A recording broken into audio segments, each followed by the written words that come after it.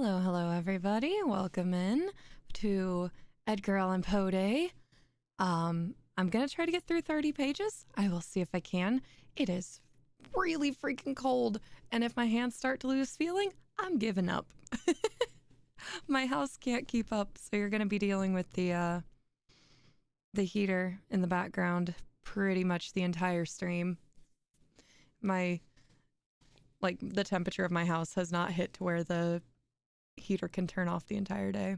But it also felt like negative 30, 32 earlier, so we are getting very close to 500 subs. I'm excited. Our watch hours are still a little lagging, but that is okay. We'll get there.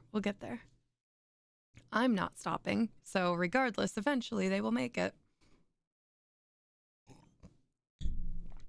It's also so dry, my throat might not hold up. We'll see how far we get. But I didn't want to cancel. The weather can't keep me that down. As always, I won't be able to respond to every comment once I start reading. It's also been 2 reading streams since we've had the word. So I guess we get to see if we find it today. I'm glad you enjoy the reading streams. I just wanted to do something silly as a challenge for myself, and people really ended up liking it, so I'm here for it. We're 314 pages out of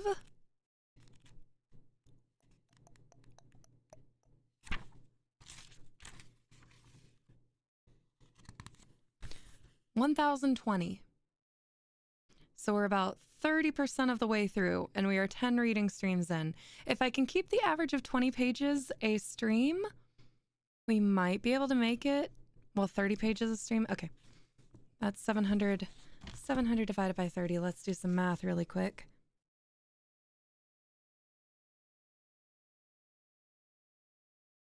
It'll be 23 streams if we can keep it going. So we might actually be able to beat it. Finish by mid-year. Then we'll find something else to do. I will also start alternating hand cam streams on Sunday with the Edgar Allan Poe streams. We'll get there eventually. Welcome in, Bubba. All right, everybody that is here, Bryant, Reed, Bubba, you are the ones that get greeted by name immediately. I'm going to get to reading now and see who comes in. And not hit my microphone with my cup. Welcome in, Conway. Welcome in, Koala. You are the last ones. Beat Poe. I mean, he has beaten a bunch of people in his story, so like maybe it's his turn. All right. This one is William Wilson. What say of it? What say conscience grim, that spectre in my path? Chamberlain's Faranita. Let me call myself for the present William Wilson. The fair page now lying before me need not be sullied with my real appellation. This has already been too much an object for the scorn, for the horror, for the detestation of my race. To the uttermost regions of the globe have not all the indignant... To the uttermost regions of the globe have not the indignant winds brooded its unparalleled infamy. O outcast of all outcasts most abandoned, to the earth art thou not forever dead? To its honors, to its flowers, to its golden aspirations, and a cloud, dense, dismal, and limitless. Does it not hang eternally between thy hopes and heaven? I would not, if I could, here or today, embody a record of my later years of unspeakable misery and unpardonable crime. This epoch, these later years, took unto themselves a sudden elevation and turpitude, whose origin alone it is my present purpose to assign. Men usually grow base by degrees. From me, in an instant, all virtue dropped bodily as a mantle. From comparatively trivial wickedness I passed with the stride of a giant into more than the enormities of an Elagabalus. What chance, what one event brought this evil thing to pass? Bear with me while I relate. Death approaches, and the shadow which foreruns him has thrown a softening influence over my spirit. I long, in passing through the dim valley, for the sympathy. I had nearly said for the pity of my fellow men. I would fain have them believe that I have been, in some measure, the slave of circumstances beyond human control. I would wish them to seek out for me, in the details I am about to give, some little oasis of fatality amid a wilderness of error. I would have them allow, what they cannot refrain from allowing, that, although temptation may have erstwhile existed as great, man was never thus, at least tempted before, certainly never thus fell. And is it therefore that he has never thus suffered? Have I not indeed been living in a dream? And am I not now dying a victim to the horror and the mystery of the wildest of all sublunary visions? I am the descendant of a race whose imaginative and easily excitable temperament has at all times rendered them remarkable, and in my earliest infancy I gave evidence of having fully inherited the family character. As I advanced in years it was more strongly developed, becoming for many reasons a cause of serious disquietude to my friends, and of positive injury to myself. I grew self-willed, addicted to the wildest caprices, and a prey to the most ungovernable passions. Weak-minded and beset with constitutional infirmities akin to my own, my parents would do little but check the evil propensities which distinguished me. Some feeble and ill-directed efforts resulted in complete failure on their part and, of course, in total triumph on mine. Thenceforward my voice was a household law, and at an age when few children have abandoned their leading strings, I was left to the guidance of my own will, and became, in all but name, the master of my own actions. My earliest recollections of a school life are connected with a large rambling Elizabethan house in a misty-looking village of England, where were a vast number of gigantic and gnarled trees and where all the houses were excessively ancient. In truth, it was a dreamlike and spirit-soothing place, that venerable old town. At this moment in fancy I feel the refreshing chillness of its deeply shadowed avenues, inhale the fragrance of its thousand shrubberies, and thrill anew with undefinable delight at the deep hollow note of the church bell, breaking each hour with sullen and sudden roar upon the stillness of the dusky atmosphere in which the fretted Gothic steeple lay embedded and asleep.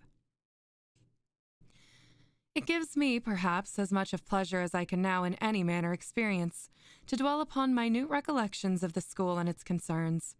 Steeped in misery as I am, misery, alas, only too real, I shall be pardoned for seeking relief, however slight and temporary, in the weakness of a few rambling details. These, moreover, utterly trivial, and even ridiculous in themselves, assume to my fancy adventitious importance as connected with a period and a locality when and where I recognize the first ambiguous monitions of the destiny which afterwards so fully overshadowed me. Let me then remember. The house, I have said, was old and irregular. The grounds were extensive, and a high and solid brick wall, topped with a bed of mortar and broken glass, encompassed the whole. This prison-like rampart formed the limit of our domain. Beyond it we saw but thrice a week. Once every Saturday afternoon when, attended by 2 ushers, we were permitted to take brief walks in a body through some of the neighboring fields. And twice during Sunday when we were paraded in the same formal manner to the morning and evening service in the one church of the village. Of this church the principal of our school was pastor. With how deep a spirit of wonder and perplexity was I wont to regard him from our remote pew in the gallery, as with solemn step and slow he ascended the pulpit. This reverend man, with countenance so demurely benign, with robes so glossy and so clerically flowing, with wigs so minutely powdered, so rigid and so vast, could this be who, of late with sour visage and snuffy habiliments, administered, ferule in hand, the draconian laws of the academy? Oh, gigantic paradox, too utterly monstrous for solution. At an angle of the ponderous wall frowned a more ponderous gate. It was riveted and studded with iron bolts and surmounted with jagged iron spikes. What impressions of deep awe did it inspire! It was never opened save for the 3 periodical egressions and ingressions already mentioned. Then, in every creak of its mighty hinges, we found a plenitude of mystery. My apologies. A world of matter for solemn remark or for more solemn meditation. The extensive enclosure was irregular in form, having many capricious recesses. Of these, 3 or 4 of the largest constituted the playground. It was level and covered with fine, hard gravel. I well remember it had no trees, nor benches, nor anything similar within it. Of course, it was in the rear of the house. In front lay a small parterre, planted with rocks and other shrubs. But through this sacred division we passed only upon rare occasion indeed, such as a first advent to school or final departure thence, or perhaps when the parent or friend having called for us, we joyfully took our way home for the Christmas or midsummer holidays. But the house, how quaint an old building was this! To me, how veritably a palace of enchantment. There was really no end to its winding, to its incomprehensible subdivisions. It was difficult at any given time to say with certainty upon which of its 2 stories one happened to be. From each room to every other there were sure to be found 3 or 4 steps either in ascent or descent. Then the lateral branches were innumerable, inconceivable, and so returning in upon themselves that our most exact ideas in regard to the whole mansion were not very far different from those with which we pondered upon with infinity. During the 5 years of my residence here, I was never able to ascertain with precision in what remote locality lay the sleeping arrangement assigned to myself and some 18 or 20 other scholars. The schoolroom was the largest in the house. I cannot help thinking in the world. It was very long, narrow, and dismally low, with pointed Gothic windows and a ceiling of oak. In a remote and terror-inspiring angle was a square enclosure of 8 or 10 feet, comprising the sanctum, during hours of our principal, the Reverend Dr. Bransby. It was a solid structure with a massy door, sooner than open which in the absence of the domine, we would all have wilfully perished by the peine forte et dure. In other angles were 2 other similar boxes, far less reverenced indeed, but still greatly matters of awe. One of these was the pulpit of the classical usher, one of the English and mathematical. Interspersed about the room, crossing and recrossing in endless irregularity, were innumerable benches and desks, black, ancient, and time-worn, piled desperately with much bethumbed books, and so beseamed with initial letters, names at full length, grotesque figures, and other multiplied efforts of the knife, as to have entirely lost what of original form might have been their portion in days long departed. A huge bucket with water stood at one extremity of the room, and a clock of stupendous dimensions at the other.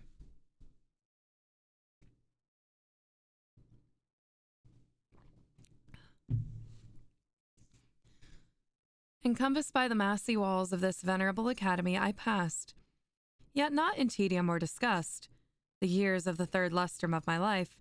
The teeming brain of childhood requires no external world of incident to occupy or amuse it, and the apparently dismal monotony of a school was replete with more intense excitement than my riper youth has derived from luxury, or my full manhood from crime. Yet I must believe that my first mental development had in it much of the uncommon, even much of the outre. Upon mankind at large, the events of very early existence rarely leave in mature age any definite impression. All is gray shadow, a weak and irregular remembrance, an indistinct regathering of feeble pleasures and phantasmagoric pains. With me, this is not so.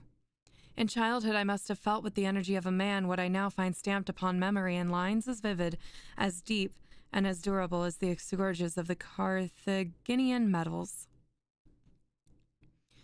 Yet, in fact, in the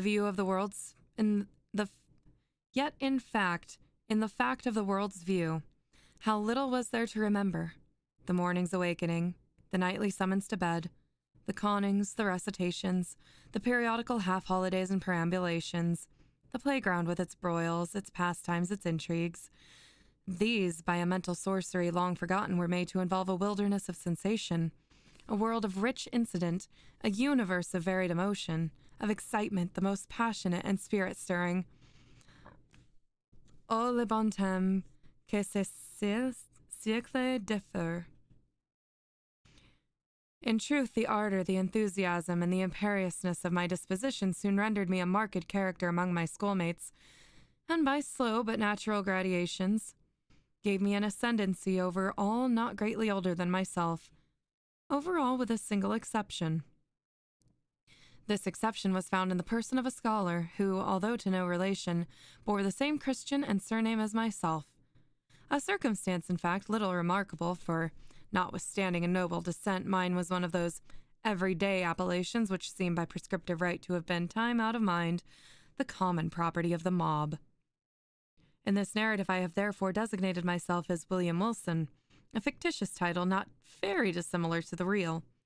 My namesake alone of those who in school phraseology constituted our set presumed to compete with me in the studies of the class, in the sports and broils of the playground, to refuse implicit belief in my assertions and submission to my will, indeed, to interfere with my arbitrary dictation in any respect whatsoever.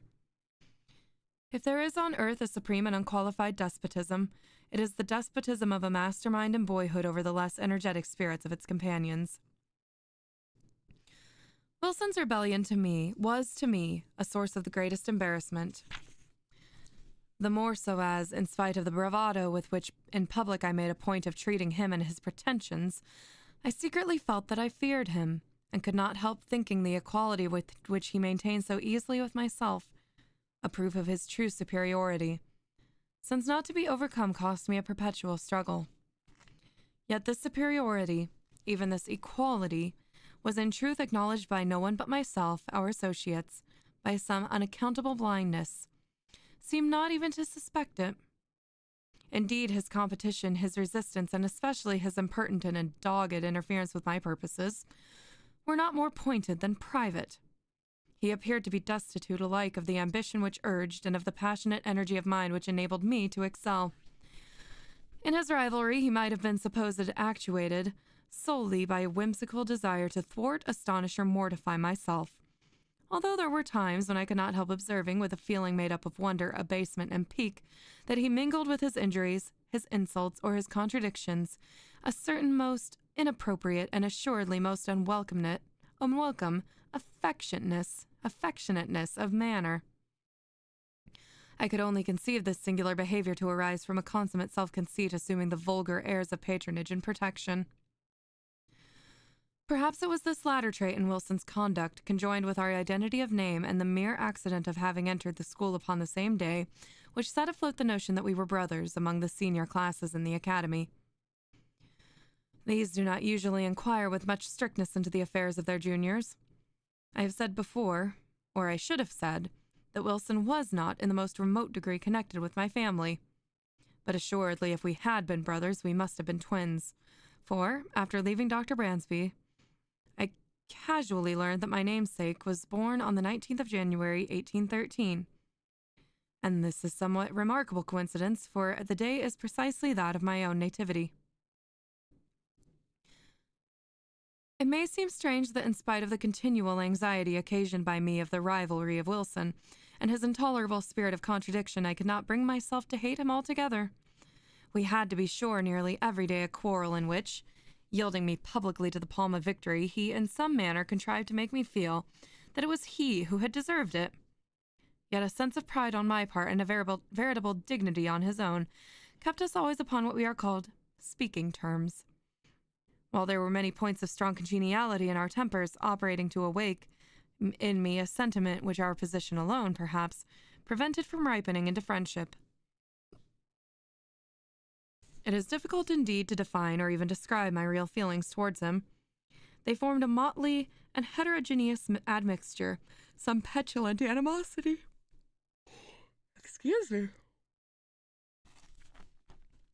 Animosity which was not yet hatred, yet esteem, more respect, much fear, with a world of uneasy curiosity.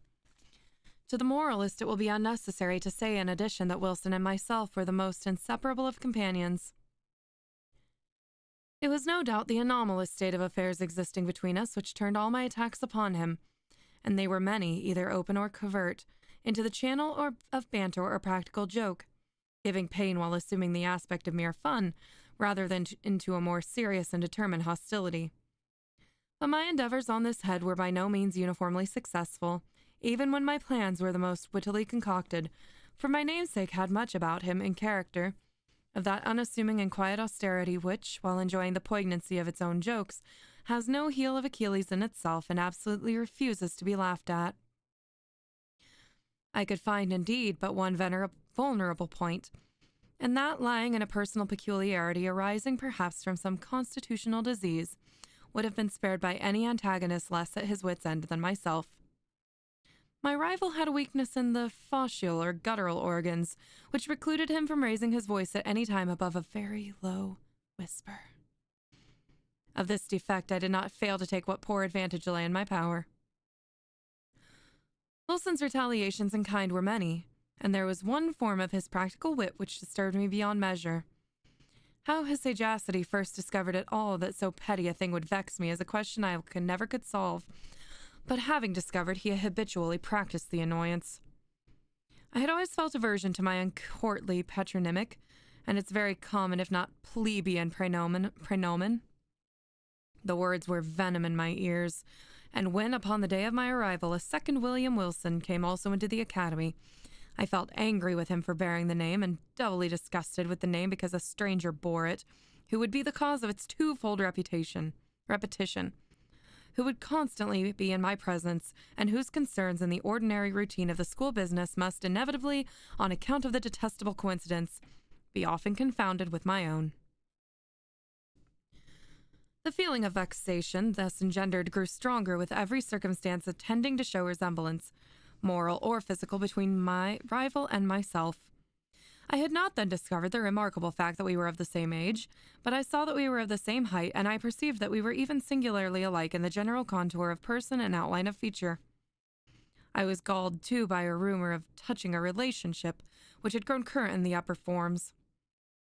In a word, nothing could more seriously disturb me, although I scrupulously concealed such disturbance, than any allusion to a similarity of mind, person, or condition existing between us. But in truth, I had no reason to believe that, with the exception of the matter of a relationship, and in the case of Wilson himself, the similarity had ever been made a subject of comment or even observed at all by our schoolfellows. That he observed it in all its bearings and as fixedly as I was apparent, but that he could discover in such circumstances so fruitful a field of annoyance can only be attributed, as I said before, to his more than ordinary penetration. His cue, which was to perfect an imitation of myself, lay both in words and in actions, and most admirably did he play his part. My dress it was an easy matter to copy. My gait and general manner were without difficulty appropriated. In spite of his constitutional defect, even my voice did not escape him. My louder tones were, of course, unattempted, but then the key, it was identical, and in his singular whisper it grew the very echo of my own. How greatly this most exquisite portraiture harassed me, for it could not justly be termed a caricature, I will not now venture to describe. I had but one consolation in the fact that the imitation apparently was noticed by myself alone, and that I had to endure only the knowing and strangely sarcastic smiles of my namesake himself. Satisfied with having produced in my bosom the intended effect, he seemed to chuckle in secret over the sting he had inflicted, and was characteristically disregardful of the public applause which the success of his witty endeavors might have so elicited. That the school, indeed, did not feel his design, perceive its accomplishment, and participate in his sneer was, for many anxious months, a riddle I could not resolve.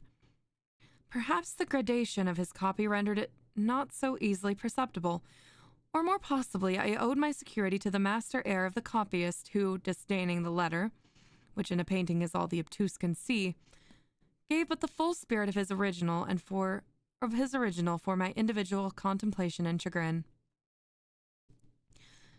I have already more than once spoken of the disgusting air of patronage which he assumed towards me, and of his frequent officious interference with my will.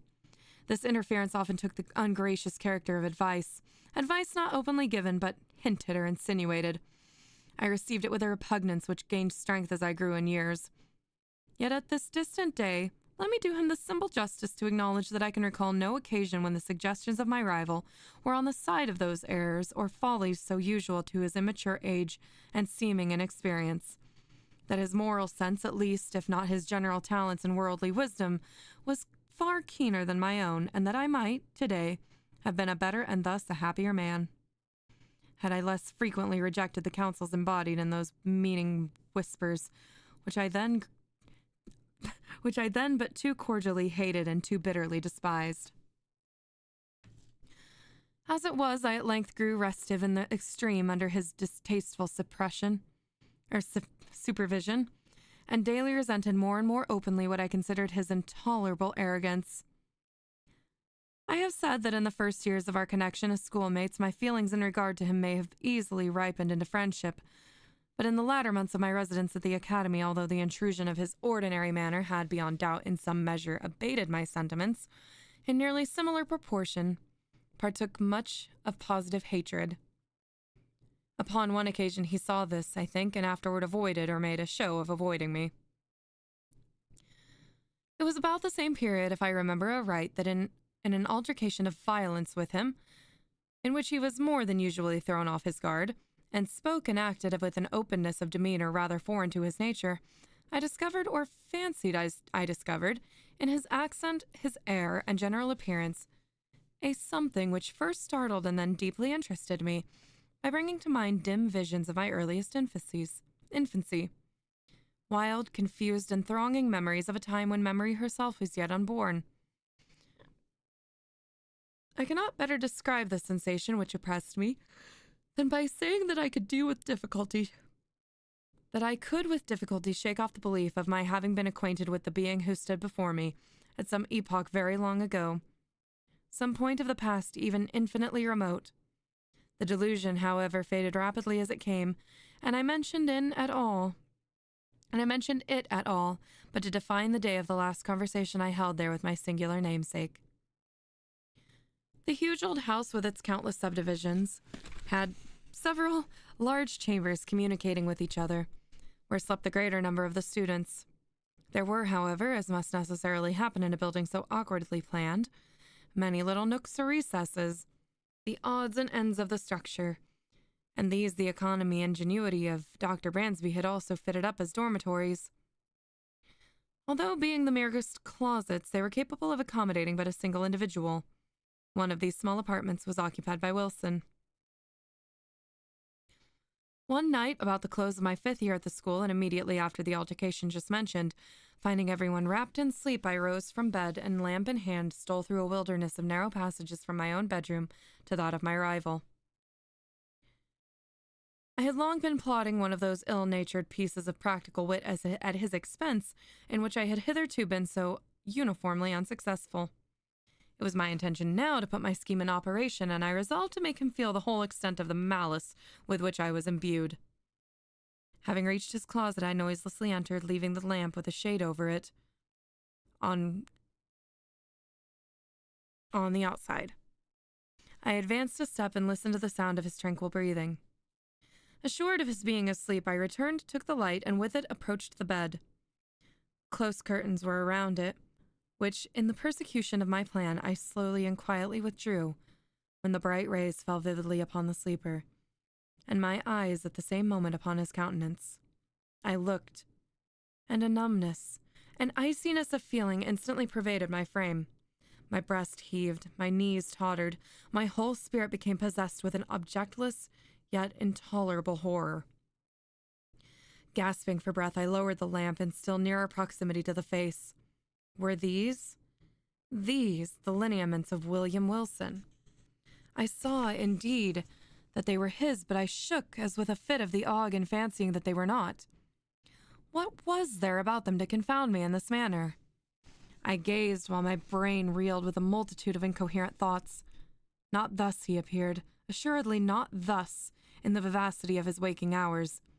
The same name, the same contour of person, the same day of arrival at the academy, and then his dogged and meaningless imitation of my gait, my voice, my habits, and my manner.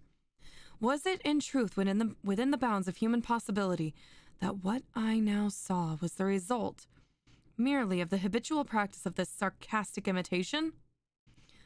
Awe-stricken with a creeping shudder, I extinguished the lamp, passed silently from the chamber, and left at once the halls of that old academy, never to enter them again. After a lapse of some months spent at home in mere idleness, I found myself a student at Eton. The brief interval had been sufficient to enfeeble my remembrance of the events at Dr. Bransby's, or at least to effect a material change in the nature of the feeling with which I now remember them. The truth, the tragedy of the drama was no more.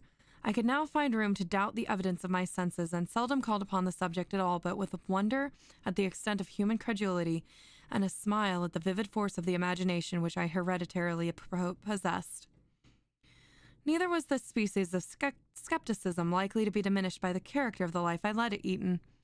The vortex of thoughtless folly into which I there so immediately and so recklessly plunged washed away all but the froth of my past hours, engulfed at once every solid or serious impression left to memory, only the various levities of a former existence. I do not wish, however, to trace the course of my miserable profligacy here, a profligacy which had at defiance the laws, while it eluded the vigilance of the institution. 3 years of folly passed without profit had but given me rooted habits of vice, and added in a somewhat unusual degree to my bodily stature, when, after a week of soulless dissipation, I invited a small party of the most dissolute students to a secret carousal in my chambers. We met at a late hour of the night, for our debaucheries were to be faithfully protracted until morning. The wine flowed freely, and there was not wanting other and perhaps more dangerous seductions, so that the grey dawn had already faintly appeared in the east, while our delirious extravagance was at its height. Madly flushed with cards and intoxication, I was in the act of insisting upon a toast more than wonted profanity, when my attention was suddenly diverted by the violent, although partially unclosing of the door of the apartment, and by the eager voice of a servant from without. He said that some person, apparently in great haste, demanded to speak with me in the hall. Wildly excited with wine, the unexpected interruption rather delighted than surprised me. I staggered forward at once, and a few steps brought me to the vestibule of the building. In this low and small room there hung no lamp, and now no light at all was admitted save that of the exceedingly feeble dawn which made its way through the semicircular window. As I put my foot over the threshold, I became aware of the figure of a youth about my own height, and habited in a white kerseymere morning frock, cut in the novel fashion of the one I wore myself at the moment. This the faint light enabled me to perceive, but the features of his face I could not distinguish. Upon my entering, he strode hurriedly up to me, and seizing me by the arm with a gesture of petulant impatience, whispered the word, "William Wilson," in my ear. I grew perfectly sober in an instant. There was that in the manner of the stranger, and in the tremulous shake of his uplifted finger, as he held it between my eyes and the light which filled me with unqualified amazement. But it was not this which had so violently moved me. It was the pregnancy of a solemn admonition in the singular low hissing utterance, and above all it was the character, the tone, the key of those few simple and familiar yet whispered syllables, which came with 1,000 thronging memories of bygone days, and struck upon my soul with the shock of a galvanic battery. Ere I could recover the use of my senses, he was gone. Although this event failed not of a vivid effect upon my disordered imagination, yet was it evanescent as vivid. For some weeks, indeed, I busied myself in earnest inquiry, or was wrapped in a cloud of morbid speculation. I did not pretend to disguise from my perception the identity of the singular individual who thus perseveringly interfered with my affairs, and harassed me with his insinuated counsel. But who and what was this Wilson, and whence came he, and what were his purposes? Upon neither of these points could I be satisfied, merely ascertaining in regard to him that a sudden accident in his family had caused his removal from Dr. Bransby's academy on the afternoon of the day in which myself had eloped. But in a brief period I ceased to think upon the subject, my attention being all absorbed in a contemplated departure for Oxford. Thither I soon went. The uncalculating vanity of my parents furnished me with an outfit and an annual establishment, which would enable me to indulge at will in the luxury already so dear to my heart, to vie in profuseness of expenditures with the haughtiest heirs of the greatest earldoms in Great Britain. Excited by such appliances to vice, my constitutional temperament broke forth with redoubled ardor, and I spurned even the common restraints of decency in the mad infatuation of my revels. But it were absurd to pause in the details of my extravagance. Let it suffice that among spendthrifts I out-Heroded Herod, and that giving name to a multitude of novel follies, I aided no brief appendix to the long catalogue of vices than usual in the most dissolute university of Europe.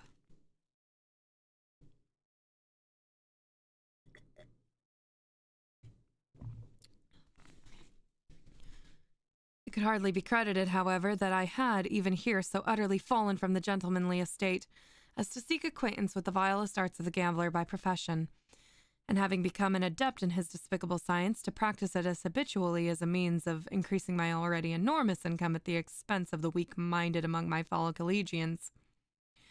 Such, nevertheless, was the fact, and the very enormity of this offense against all manly and honorable sentiment proved, beyond doubt, the main, if not the sole reason for the impunity with which it was committed. Who, indeed, among my most abandoned associates, would not rather have disputed the clearest evidence of his senses than have suspected of such courses the gay, the frank, the generous William Wilson, the noblest and most liberal commoner at Oxford, him whose follies, said his parasites, were but the follies of youth and unbridled fancy, whose errors but inimitable whim, whose darkest vice but a caring and dashing extravagance. I had been now 2 years successfully busied in this way, when there came to the university a young parvenu gentleman, Glendinning, rich, said report, as Herodes Atticus, his riches too as easily acquired. I soon found him of weak intellect, and of course marking him as a fitting subject for my skill. I frequently engaged him in play and contrived with the gambler's usual art to let him win considerable sums, the more effectually to entangle him in my snares. At length, my schemes being ripe, I met him, with the full intention that this meeting should be final and decisive, at the chambers of a fellow commoner, Mr. Preston. Equally intimate with both, but who, to do him justice, entertained not even a remote suspicion of my design. To give to this a better coloring, I had contrived to have assembled a party of some 8 or 10, and was solicitously careful that the introduction of cards should appear accidental, and originate in the proposal of my contemplated dupe himself. To be brief upon a vile topic, none of the low finesse was omitted, so customary upon similar occasion that it is just a matter for wonder how we are all still found so besotted as to fall its victim. We had protracted our sitting far into the night, and I had at length effected the maneuver of getting Glendinning as my sole antagonist. The game, too, was my favorite écarté. The rest of the company, interested in the extent of our play, had abandoned their own cards and were standing around us as spectators. The parvenu, who had been induced by my artifices in the early part of the evening to drink deeply, now shuffled, dealt, or played with a wild nervousness of manner for which his intoxication, I thought, might partially but could not altogether account. In a very short period he had become my debtor to a large amount when, having taken a long draught of port, he did precisely what I had been coolly anticipating. He proposed to double our already extravagant stakes. With a well-feigned show of reluctance, and not until after my repeated refusal had seduced him into some angry words which gave a color of pique to my compliance, did I finally comply. The result, of course, did but prove how entirely the prey was in my toils. In less than an hour he had quadrupled his debt. For some time his countenance had been losing the florid tinge lent to it by the wine, but now to my astonishment I perceived it had grown to a pallor truly fearful. I say to my astonishment. Glendinning had been represented to my eager inquiries as immeasurably wealthy, and the sums which he had yet lost, although in themselves vast, could not, I supposed, very seriously annoy, much less so violently affect him. That he was overcome by the wine just swallowed was the idea which most readily presented itself, and rather with a view to the preservation of my own character in the eyes of my associates, than from any less interested motive, I was about to insist, peremptorily, upon a discontinuance of the play, when some expressions at my elbow from among the company, and an ejaculation evincing utter despair on the part of Glendinning, gave me to understand that I had effected his total ruin under circumstances which, rendering him an object for the pity of all, should have protected him from the ill offices even of a fiend.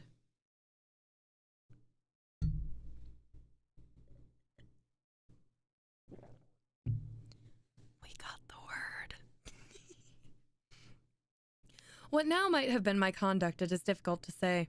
The pitiable condition of my dupe had thrown an air of embarrassed gloom over all, and for some moments a profound silence was maintained, during which I could not help but feeling my cheeks tingle with the many burning glances of scorn or reproach cast upon me by the less abandoned of the party.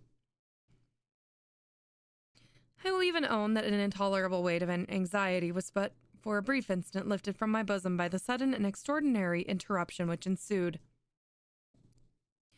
The wide, heavy folding doors of the apartment were all at once thrown open, to their full extent, with a vigorous and rushing impetuosity that extinguished, as if by magic, every candle in the room.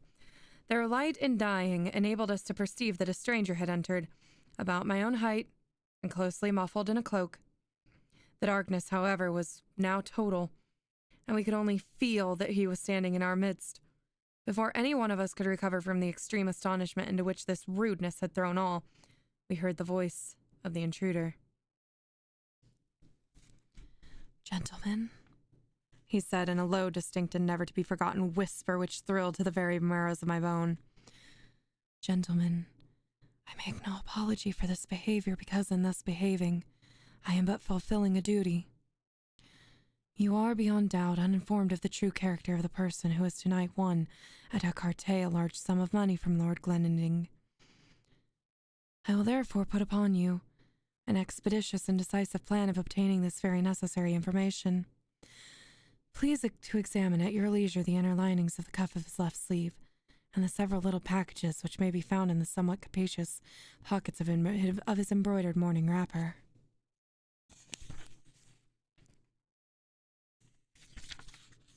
I need to take a short break. My hands are going numb, and I'm going to get some lotion really quick because they're also very dry. One moment.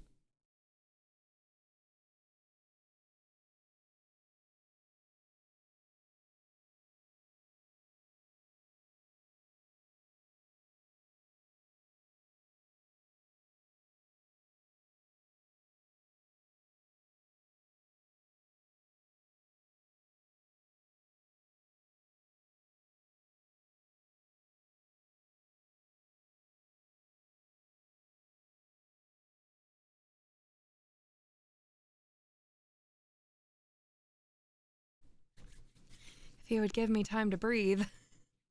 But he just keeps rambling on. And I don't think I'm taking enough breath when I breathe in. All right, got some lotion. It's very, very dry out. Very, very dry.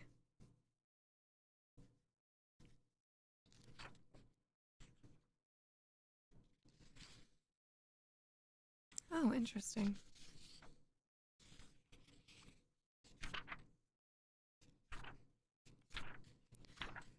Keeping an eye on how much we might be able to get through. We might not be able to get through as much as I hope today, but I will try. Gonna go back one day and listen to these VODs at work. I hope they entertain.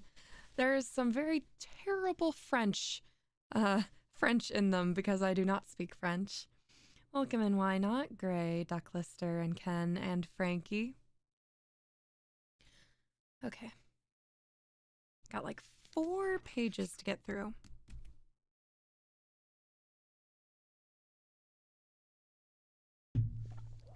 All right. While he spoke, so profound was the stillness that one might have heard a pin drop upon the floor.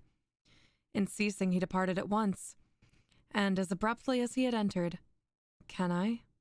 Shall I describe my sensations? Must I say that I felt all the horrors of the damned? Most assuredly, I had little time given for reflection. Many hands roughly seized me upon the spot, and lights were immediately reprocured. A search ensued. In the lining of my sleeve were found all the court cards essential in écarté, and in the pockets of my wrapper a number of packs, facsimiles of those used at our sittings with the single exception that were mine, were of the species called technically arrondes. The honors being slightly convex at the end, the lower card slightly convex at the sides. In this disposition, the dupe who cuts, as customary at the length of the pack, will invariably find that he cuts his antagonist in honor, while the gambler, cutting off at the breadth, will as certainly cut nothing for his victim which may count in the records of the game. Any burst of indignation upon this discovery would have affected me less than the silent contempt or the sarcastic composure with which it was received. "Mr. Wilson," said our host, stooping low to remove from beneath his feet an exceedingly luxurious cloak of rare furs. "Mr. Wilson, this is your property." The weather was cold, and upon quitting my own room, I had thrown a cloak over my dressing wrapper, putting it off upon the reaches of the scene of the play. "I presume it is supererogatory to speak here," eyeing the folds of the garment with a bitter smile, "for any farther evidence of your skill. Indeed, we have had enough. You will see the necessity, I hope, of quitting Oxford, at all events of quitting instantly my chambers." Abased, humbled to the dust as I was then, it is probable that I shouldn't have resented this galling language by immediate personal violence, had my whole attention been at the moment arrested by a fact of the most startling character. The cloak which I had worn was of a rare description of fur. How rare, how extravagantly costly, I shall not venture to say. Its fashion, too, was of my own fantasy's invention, for I was fastidious to an absurd degree of coxcombry in matters of this frivolous nature. When, therefore, Mr. Preston reached me in that he had picked upon the floor, and near the folding doors of the apartment, it was with an astonishment nearly bordering upon terror that I perceived my own already hanging on my arm, where I had no doubt unwittingly placed it, and that the one presented to me was but its exact counterpart in every, even the minutest possible particular. The singular being who had so disastrously exposed me had been muffled, I remember, in a cloak, and none had been worn at all by any of the members of our party with the exception of myself.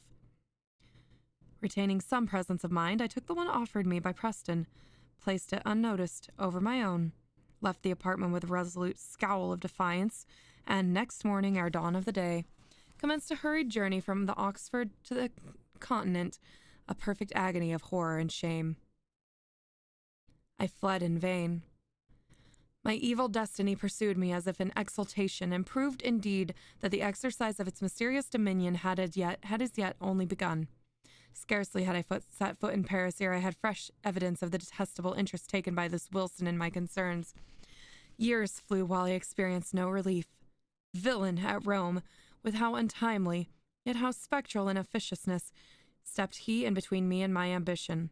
At Vienna, too, at Berlin, and at Moscow. Where, in truth, had I not bitter cause to curse him within my heart? From his inscrutable tyranny did I at length flee, panic-stricken as from a pestilence, into the very ends of the earth. I fled in vain.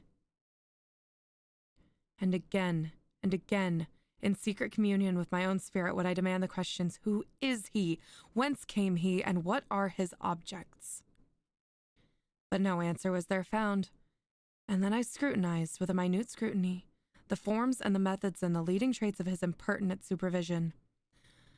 But even here there was very little upon which to base a conjecture. It was noticeable, indeed, that in no one of the multiplied instances in which he had of late crossed my path, had he so crossed it except to frustrate those schemes or to disturb those actions which, if fully carried out, might have resulted in bitter mischief. Poor justification this, in truth, for an authority so imperilously assumed. Poor indemnity for natural rights of self-agency so pertinaciously, so insultingly denied. I had also been forced to notice that my tormentor for a very long period of time, while scrupulously and with miraculous dexterity maintaining his whim of an identity of apparel with myself, had so contrived it in the execution of his varied interference with my will, that I saw not at any moment the features of his face.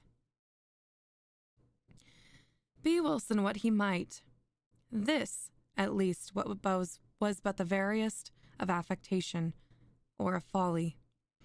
Could he for an instant have supposed that, in my admonisher at Eton, and the destroyer of my honor at Oxford, in him who thwarted my ambition at Rome, my revenge in Paris, my passionate love at Naples, or what he falsely termed my avarice in Egypt, that in this my archenemy and evil genius I could fail to recognize the William Wilson of my schoolboy days, the namesake, the companion, the rival, the hated and dreaded rival at Dr. Bransby's? Impossible. But let me hasten to the last eventful scene of the drama. Thus far, I had succumbed supinely to this imperious domination. The sentiment of deep awe with which I habitually regarded the elevated character, the majestic wisdom, the apparent omnipresence and omnipotence of Wilson, added to a feeling of even terror, with which certain other traits in his nature and assumptions inspired me, had operated hitherto to impress me with an idea of my own utter weakness and helplessness, and to suggest an implicit, although bitterly reluctant, submission to his arbitrary will. But of late days I have given myself up entirely to wine, and its maddening influence upon my hereditary temper rendered me more and more impatient of control. I began to murmur, to hesitate, to resist. And was it only fancy which induced me to believe that, with the increase of my own firmness, that of my tormentor underwent a proportional diminution? Be this as it may, I now began to feel the inspiration of a burning hope, and at length nurtured in my secret thoughts a stern and desperate resolution that I would submit no longer to be enslaved. It was at Rome, during the carnival of 18 blank, that I attended a masquerade in the palazzo of Napoleon Duke de Broglio. De Broglio? I had indulged more freely than usual in the excess of the wine table, and the now suffocating atmosphere of the crowded rooms irritated me beyond endurance. The difficulty, too, of forcing my way through the mazes of the company contributed not a little to the ruffling of my temper, for I was anxiously seeking, let me not say with what unworthy motive, the young, the gay, the beautiful wife of the aged and doting de Broglio. With a too unscrupulous confidence, she had previously communicated to me the secret of the costume in which she would be habited, and now, having caught a glimpse of her person, I was hurrying to make my way into her presence. At this moment, I felt a light hand placed upon my shoulder, and that ever-remembered low, damnable whisper within my ear. In an absolute frenzy of wrath, I turned at once upon him who had thus interrupted me and seized him violently by the collar. He was attired, as I expected, in a costume altogether similar to my own, wearing a Spanish cape of blue velvet, begirt around the waist with a crimson belt sustaining a rapier. A mask of black silk entirely covered his face. "Scoundrel!" I said in a voice husky with rage. With every syllable I uttered seemed as new fuel to my fury. "Scoundrel! Impostor! Accursed villain! You shall not dog me unto death! Follow me, or I stab you where you stand!" And I broke my way from the ballroom into a small antechamber adjoining, dragging him unresistingly with me as I went. Upon entering, I thrust him furiously from me. He staggered against the wall while I closed the door with an oath and commanded him to draw. He hesitated but for an instant, then, with a slight sigh, drew in silence and put himself upon his defense. The contest was brief indeed. I was frantic with every species of wild excitement and felt within my single arm the energy and power of a multitude. In a few seconds, I forced him by sheer strength against the wainscoting, and thus, getting him at mercy, plunged my sword with brute ferocity repeatedly through and through his bosom. At that instant, some person tried the latch of the door. I hastened to prevent an intrusion, and then immediately returned to my dying antagonist. But what human language can adequately portray that astonishment, that horror, which possessed me at the spectacle then presented to view? The brief moment in which I averted my eyes had been sufficient to produce, apparently, a material change in the arrangements at the upper and farther end of the room.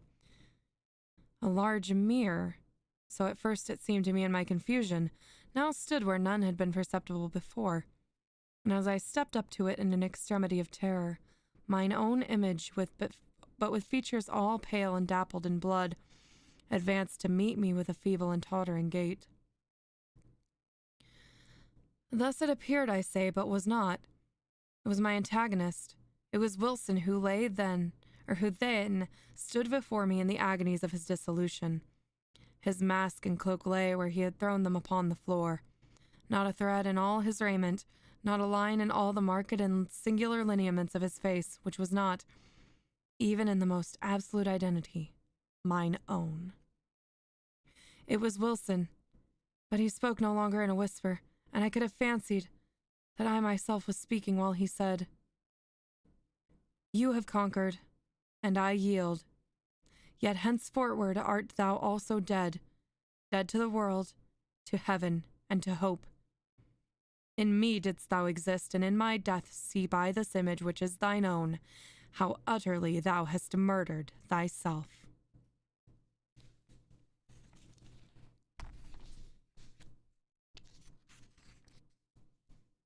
Well, that was interesting.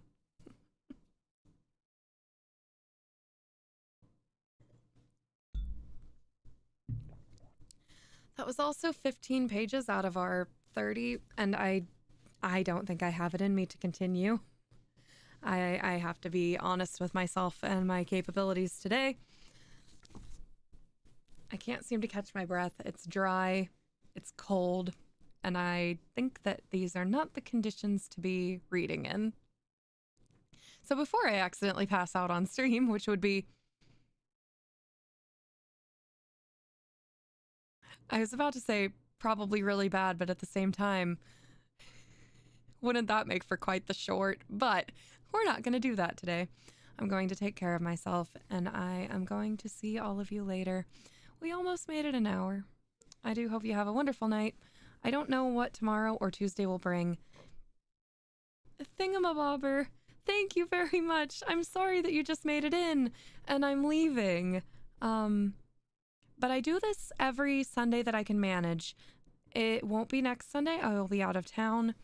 I'm thinking tomorrow and Tuesday might be gorilla streams because I have a lot to get done before I leave Wednesday night to go to MagFest. So just let the self-care flow through me. I will. All right. Have a wonderful night, everybody. I will see you 2 Sundays from now for the next Edgar Allan Poe reading. Hopefully tomorrow and Wednesday, and then it will be next Monday. I'm excited. I'm probably going to do one that I can talk a lot during, maybe Hollow Knight 2 Mondays from now, so that I can just chat. All right. Have a good night, everybody. Thank you for joining me, and I hope you enjoyed. We got the word. We got the word. Bye.